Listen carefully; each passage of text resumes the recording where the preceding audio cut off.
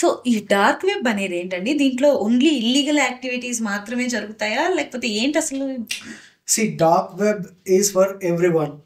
So మీరు dark web అని specific గా మాట్లాడుతున్నారు, కానీ we have 3 layers of the internet.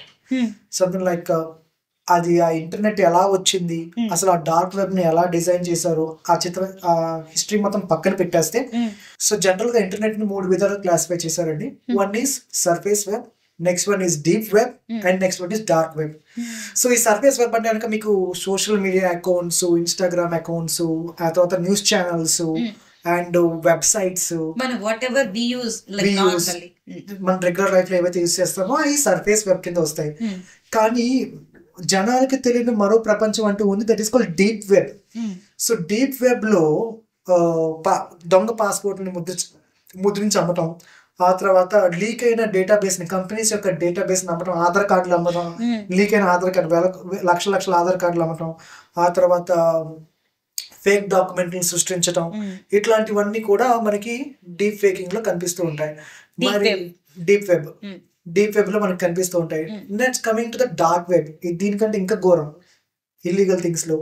So illegal things కోసం చెప్పలేంలే, కానీ డార్క్ వెబ్ గురించి ఏంటంటే కనుక it was like you can identify the hit man hiring.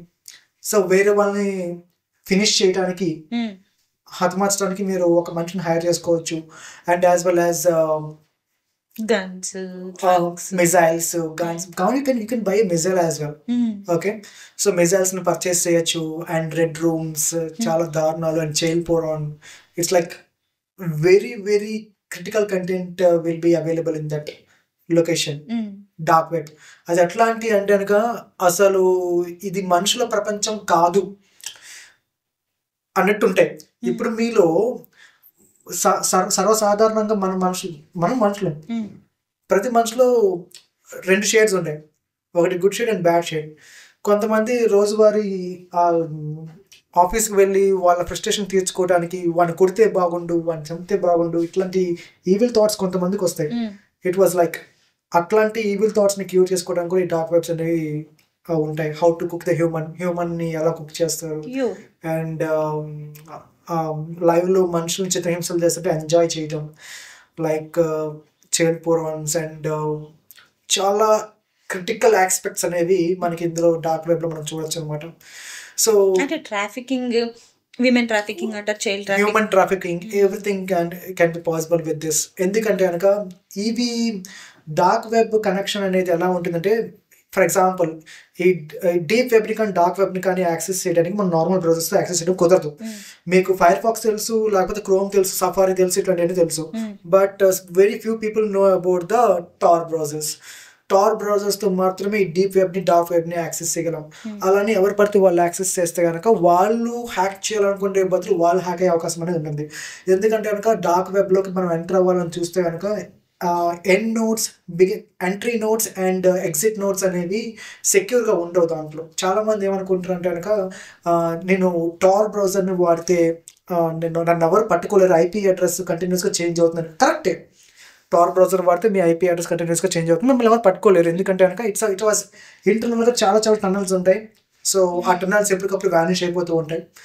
So clues అనేవి మనకు దొరకవు.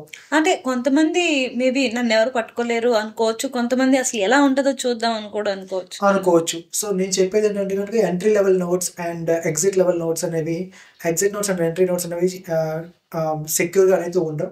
సో దానివల్ల మన ఐపీస్ అనేవి లీక్ అయ్యే అవకాశం అనేది 100% ఉంటుంది.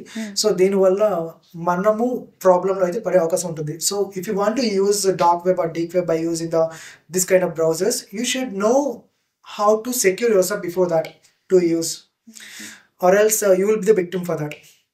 సో హ్యాకర్స్ కి ఈ 3 kind of surface, deep, dark 3 accessible గా ఉంటాయా? నేను చెప్పాను కదండి, ఆ బ్రౌజర్ని అంటే ఆన్లైన్ డార్క్ బ్రౌజర్ని ఎవరైతే యూజ్ చేస్తారో మొత్తం ఎవరైనా కానీ డీప్ వెబ్ని, డార్క్ వెబ్ని యాక్సెస్ చేయొచ్చు. అందులో ఎట్లాంటి ఇది అనేది ఉండదు. అయితే ఇప్పుడు మనం బేసిక్ మన ఫోన్లో కూడా ఇప్పుడు గూగుల్ క్రోమ్ ఎలా డౌన్లోడ్ చేసుకుంటాం అలానే టార్ బ్రౌజర్ని కూడా మనం డౌన్లోడ్ చేసుకుని డీప్ వెబ్ అండ్ డార్క్ వెబ్ని యాక్సెస్ చేయొచ్చు. కాకపోతే మనకి ఇక్కడ .com, .org ఇట్లాంటి వెబ్సైట్స్ ఉంటాయి. కానీ అక్కడ మనకి అట్లాంటి సైట్స్ని మనం యాక్సెస్ చేయాలి అంటే .onion అనే వెబ్సైట్స్ ఉంటాయి, వెబ్సైట్ లింక్స్ వస్తాయి అనమాట. ఆ .onion అనే లింక్స్తో మాత్రమే మనము యాక్సెస్ చేయగలం. అది కూడా అందరికీ ఎవరు access, very few and selected పీపుల్కి మాత్రమే. ఎవరు సెలెక్ట్ చేస్తారు? It's all about the like బాగా అకౌంట్స్ క్రియేట్ చేసుకొని అండ్ లైక్ 1-2 ఈవెంట్స్లో అటెండ్ అయ్యి ట్రస్ట్ని మెయింటైన్ చేస్తే వాళ్ళకి మాత్రమే. ఏంటి వాళ్ళకి ఈవెంట్స్ ఉంటాయా? Yeah for example it's second red room కూడా ఈవెంట్స్ ఉంటాయి. లైక్ ఒక మనిషిని కూర్చోపెట్టి లైక్ స్ట్రీమింగ్ చేస్తారనమాట. హెడ్ని నాక్ చేయటం అండ్ ఫింగర్స్ని కట్ చేయటం and they will watch and enjoy all these things. Like అట్లా ఎవరు ఎక్కువ ఎంజాయ్ చేస్తున్నారో వాళ్ళు ఇన్వైటబుల్ మనీ పెట్టేవాళ్ళు ఈవెంట్స్కి. మనం టికెట్స్ని కొనుక్కోవడం ఫస్ట్. సో ఆ లింక్స్ అనేవి మనకి డైరెక్ట్గా ఇంటర్నెట్లో దొరకవు. ఇట్స్ లైక్ ఎట్లా అయితే రిఫరెన్సెస్ ఉంటాయి అట్లా కూడా రిఫరెన్సెస్ మనకి దొరుకుతాయి అనమాట. మనకి ఇంటర్నల్ రిఫరెన్సెస్ అనేవి ఉంటాయి. అందరికీ కూడా యాక్సెస్ ఉంటుంది ఆ పోర్టల్స్ అనేవి. అందరికీ ఉంటాయని మాత్రం నేను 100% నేను చెప్పను. Very limited selected people. Dark web related to రా ఏజెంట్స్. ఈ రా ఏజెంట్స్ ఒక్కొక్క కంట్రీలో ఒకళ్ళు ఇద్దరు అట్లా ఉంటారు కదా. సో వాళ్ళు డైరెక్ట్ గా మనం కమ్యూనికేట్ చేసుకున్నట్టు చేసుకోరు కదా. వాళ్ళు త్రూ దేని నుంచి కమ్యూనికేట్ చేసుకుంటుంటారు? ఆ విషయం ఏంటంటే కనుక they can communicate through dark web and with the specific codes.